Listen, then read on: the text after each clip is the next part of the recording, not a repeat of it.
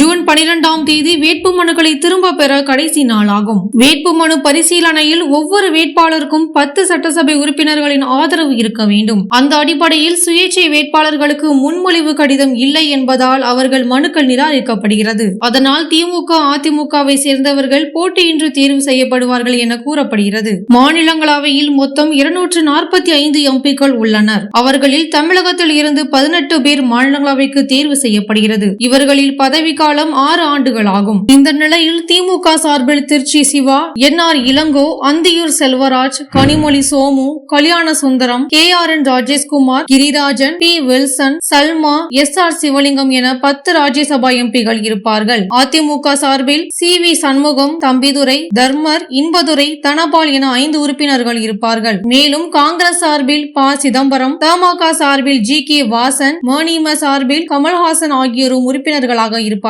டெல்லி அரசியலில் கமல்ஹாசன் முதலாக கால் பதிக்கிறார். வரும் 12ஆம் தேதி மாலை 3 மணிக்கு 6 பேரும் வெற்றி பெற்றதாக அதிகாரப்பூர்வமாக அறிவிக்கப்படும் என தெரிவிக்கப்பட்டுள்ளது.